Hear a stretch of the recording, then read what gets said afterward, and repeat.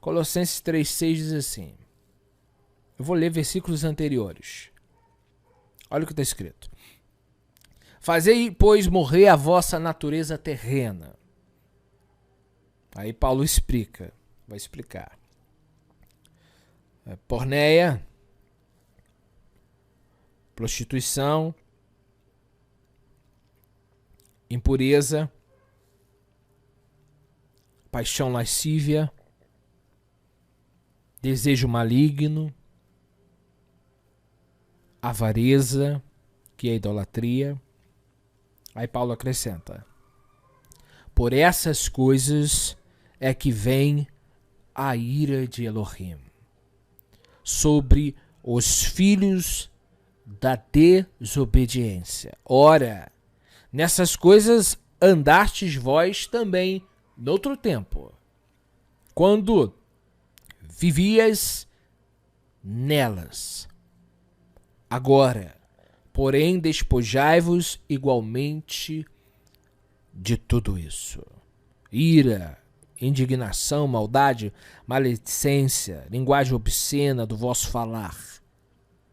Não minta um para os outros, uma vez que despistes do velho homem com seus feitos. Paulo diz assim: e essas coisas é que vem a ira de Deus. Então observa que existe a ira de Deus. Existe a ira de Deus. Lucas 3, verso 7. Lucas 3, 7 diz assim: dizia ele, pois, as multidões que saíam para serem batizados. João falava: raça de víboras, quem vos induziu a fugir da ira vindoura? Então, Pedro está falando algo que Paulo está falando. Ira de Deus, ira vindoura. Bom, em várias cartas, Paulo vai falar a mesma coisa. Paulo vai falar da ira vindoura. Paulo vai afirmar que existe uma ira de Elohim para ver. O João Batista fala sobre a ira vindoura.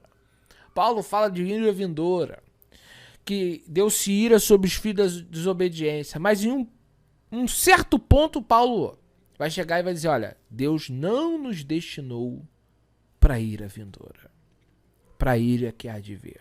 Então, a ira vindoura, a palavra ira, ela vai ter ideia de castigo de Deus.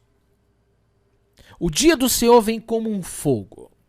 A mesma fala. Paulo vai lá nos gregos e fala o seguinte: olha, Deus está notificando os homens que se arrependam em todos os lugares, porque existe o dia que ele há de julgar o mundo. Então, peraí. A notícia do evangelho é justamente para que o indivíduo não seja condenado nessa ira. Então, a ira seria também um sinônimo de juízo, o dia do Senhor, tudo nesse sentido. Então, o que Deus está falando pela boca dos seus servos desde a antiguidade? Olha, tem um dia que o Eterno vai colocar os pingos nos is. O Eterno vai julgar os pecadores e vai puni-los. O Eterno vai trazer castigo sobre a alma que pecar, sobre os transgressores, sobre aqueles que vivem em transgressão. Mas Cristo foi enviado para o quê? Para nos salvar desta ira. Então, peraí, todo ser humano, ele está destinado a comparecer no juízo.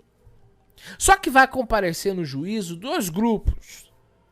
Aquele que não se arrependeu, não aceitou a oportunidade de mudança, e esse vai ser castigado. Mas vai outro grupo, que estava até então, em certo momento da vida, condenado. Mas Cristo veio com a palavra, o indivíduo foi liberto, transformado, salvo, e escapa então dessa ira de Deus. Então todos nós, você que está me assistindo, eu aqui, nós estávamos até agora há pouco também nessas páginas desse processo divino, condenado a essa ira. Mas Cristo veio então para quê? Para que nós, aqueles que o Eterno tem revelado sua bondade, pudéssemos escapar dessa ira que Deus vai derramar. Então o inferno, o lago de fogo, o Guerrinom, é o juízo de Deus sobre o pecador. Não é o diabo, é Deus. Quem criou o céu foi o Eterno. Quem criou o lago de fogo foi Ele. Ele é o juiz. Ele é o juiz. Não existe 3, 4. Existe apenas um. E Ele está dando oportunidade à raça humana de não ser condenado por Ele próprio. Por isso que eu coloquei, Ele nos livra dele mesmo. Como que Deus me livra dele mesmo? Deus, se eu não me converter, o Pai Santo, o poderoso, o que ama, o que salva, vai me condenar. Se eu aceito o convite de arrependimento, Pai, que até então iria derramar ira sobre mim, Ele não vai mais derramar. Ele vai me fazer viver no mundo vindouro. E aqui está a questão. Qual é o propósito de pregar o evangelho? Não é criar religião. O propósito de pregar o evangelho é avisar o ser humano que tem um dia da ira. Tem um dia do acerto de conta. Aí, meu camarada, não adianta você ser religioso se você não tiver o seu nome no livro da vida. Você pode ser evangélico, 30 milhões de anos, judeu, circuncidado, sei lá o que. Mas se você não estiver no livro da vida, você está debaixo dessa sentença. E eu vou repetir que o Pai vai derramar. Então, o negócio é o seguinte, o Deus que ama é o Deus que julga. É o Deus que abre sepultura, é o Deus que fecha sepultura. É o Deus que dá vida, mas é o Deus que mata. Muitos não querem conhecer o Deus que mata. O Deus que traz vingança. Todo mundo quer conhecer um Deus amoroso. Eu, a Rosângela, todos nós queremos isso. Mas o ponto é que a coisa é muito séria. É o Eterno dizendo para nós o seguinte, ó filho, você tem essa vida aí que eu te dei. Mas o negócio é, quando você morrer, você vai ter um destino. E o que você viveu aí é que vai dizer para onde você vai.